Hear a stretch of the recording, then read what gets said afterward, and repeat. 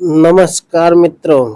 कभी कभी राजा तलवार से नहीं अपने निस्वार्थ और आत्मबल से युद्ध जीतते हैं।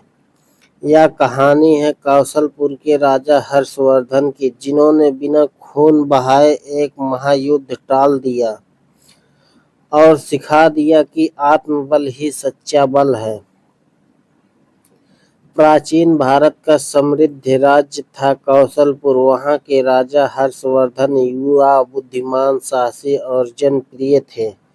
प्रजा उन्हें धर्मराज कहती थी, क्योंकि वे हर निर्णय धर्म और विवेक से लेते थे। एक दिन सुबह सुबह राजा ध्यान में बैठे थे कि सेनापति धीरज सिंह हाँफते हुए दरबार में आया। सेनापति बोला, महाराज, करुज राज्य ने हमारी सीमा पर सेना तैनात कर दी है। उनका राजा अजातशत्रु युद्ध की घोषणा कर चुका है। राज्यसभा में हलचल मच गई। मंत्री बोले, महाराज, युद्ध के अतिरिक्त कोई विकल्प नहीं है।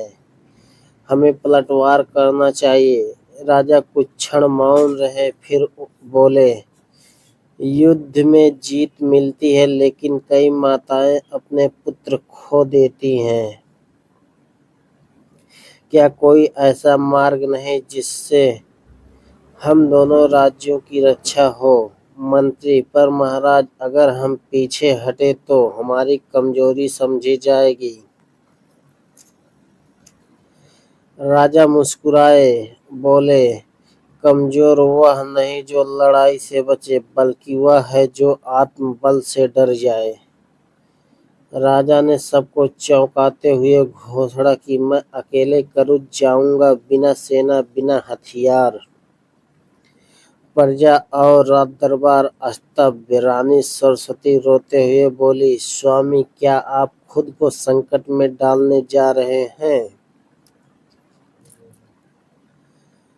राजा ने उनका हाथ थामकर कहा, मैं नहीं जा रहा, मेरा आत्मबल जा रहा है। विश्वास रखो, लौटूंगा।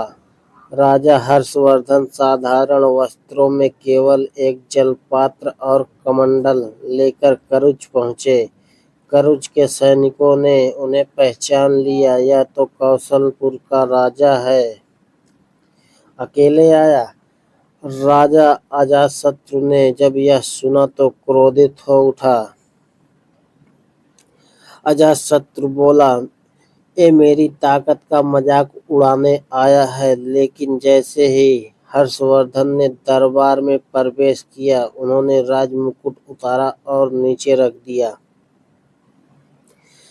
राजा हर्षवर्धन ने शांति से बोला, राजा अजातशत्रु, यदि तुम्हारी दृष्टि मेरी सत्ता छीनने से है तो यह मुकुट ले लो।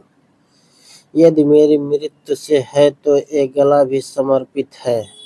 लेकिन अगर तुम्हारी लड़ाई किसी भ्रम या क्रोध पर आधारित है तो शांति से उसे मिटाने दो।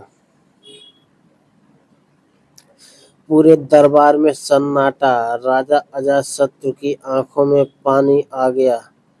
अजातशत्रु बोला, तुम राजा नहीं, ऋषि हो। हर्षवर्धन, मैंने तुम्हें कमजोर समझा, लेकिन तुम सबसे बलशाली निकले। जिसे मृत्यु का भय न हो, उसे कोई पराजित नहीं कर सकता। उन्होंने युद्ध की घोषणा वापस ली और हाथ जोड़कर कहा, मैं चाहता हूँ तुमसे मित्रता हो, न युद्ध। राजा हर्षवर्धन शांत भाव से लौटे। उनका स्वागत फूलों, नारों और आशीर्वादों से हुआ। एक वृद्धा ने आकर कहा, बेटा, तू तलवार लिए बिना भी लाखों की रक्षा कर आया। आज सच में तू हर्षवर्धन कहलाने योग्य है। राजा हर्षवर्धन ने साबित कर दिया, ध्यान की शक्ति, आत्मबल का साहस और सत्य का साथ, यही सच्चे योद्धा की पहचान है। तो मित्रों, सोचिए, क्या आप किसी समस्या को बिना गुस्से, बिना हिंसा, केवल धैर्य और विवेक से सुलझा सकते हैं?